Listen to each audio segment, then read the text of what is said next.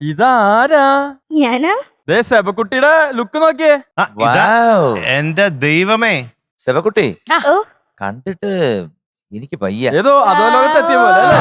ഏതോ കൊള്ള സങ്കേതത്തില്. അതെ, ഇത് ഇത്ര വെറൈറ്റി ഡ്രസ് ആട്ടോ നമ്മുടെ പിള്ളേര് ഇടുന്നത്. സത്യം. ഇതൊക്കെ ഇവിടുന്ന് കൊടുക്കുന്നതാണെങ്കിൽ ഭയങ്കര അത്ഭുതം ഇവിടെ തന്നെയാണോ? കൊടുക്കുന്നത് തന്നെയാ. ഓ ആ. എന്തൊരു ഇവിടുത്തെ കോസ്റ്റ്യൂം costume സെൻസർ department ഒരു വലിയ കോസ്റ്റ്യൂമറാണ്.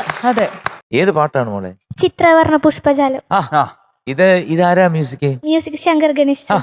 അതാണ് നമ്മളിപ്പോ പറഞ്ഞല്ലേ. ഉഗ്രം പാട്ടാ ഇത്. അതെ, ചിത്രവർണ്ണ പുഷ്പജാലം ഒരുക്കി വെച്ചു തട്ടാരീര തട്ടാരീര തരത്തിരട്ടി തട്ടാരീരട്ടാരീരി തന്ന നാനി നാനി അങ്ങനെ. അപ്പോ നല്ല പെപ്പി സോങ് ആണ്. അതെ. അപ്പൊ എന്തായാലും പെർഫോമൻസിന് പറ്റിയ ഒരു പാട്ടാണ്. എഴുതിയത് മങ്കൊമ്പ്. ഞാൻ ഇപ്പൊ പറഞ്ഞതേ ഉള്ളൂ. മങ്കൊമ്പ് ഗോപാലകൃഷ്ണൻ സാറ്. ശരി, പിന്നെ പാടിയത് വാണിയമ്മ. സിനിമ അയലത്തെ സുന്ദരി. വർഷം 1974. Very good. അടിപൊളി പാട്ടാ. അടിപൊളി. നമുക്ക് എല്ലാവർക്കും കൂടെ ഒത്ത ആസ്വദിക്കാം. അതെ. ഇന്ന് മൊത്തം തിളങ്ങി നമ്മളെ അല്ലേ? എല്ലാം മൊത്തത്തിൽ തിളങ്ങി. കാരണം ആരാ? സെബക്കുട്ടി. ഈ മോള് ഈ പാട്ട് അറിയത്തില്ലാത്ത ആൾക്കാരും ഇതുവരെയും കേട്ടിട്ടില്ലാത്ത ആൾക്കാരെയും കൂടെ ഈ പാട്ടിന്റെ ഫാൻ ആക്കി മാറ്റി.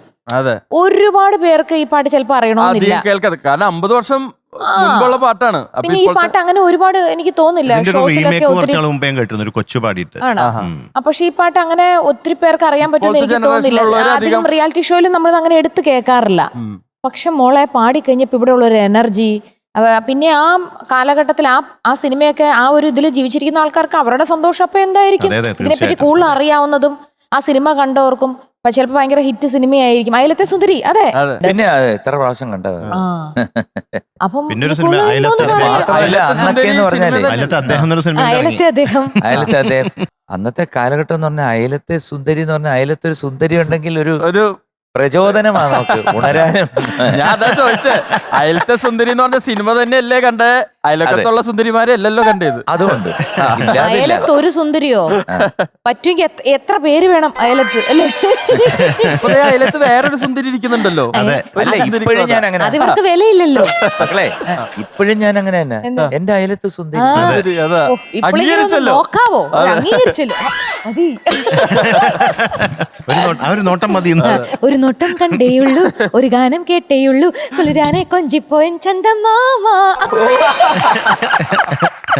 മോളെ ചന്ദമാമ. ആ ചന്ദമാമ ഞങ്ങളുടെ ചന്ദമാമയാണത്. സെബാമോൻ. ഈ പാട്ട് ഈ വേഷത്തിൽ ആ പാട്ടും നല്ലായിരിക്കും പാടാൻ. ഞാൻ ആ പാട്ട് പാടിയതാ ഓഡീഷന്. കണ്ടോ? ഇതൊന്നും അറിയാണ്ട് ഞാൻ ചന്ദമാമ പാടി. ഫ്ലവേഴ്സ് ഒരുക്കുന്ന കാഴ്ച വസന്തം യൂട്യൂബിൽ പ്രേക്ഷകർക്ക് ലൈവായി കാണാം.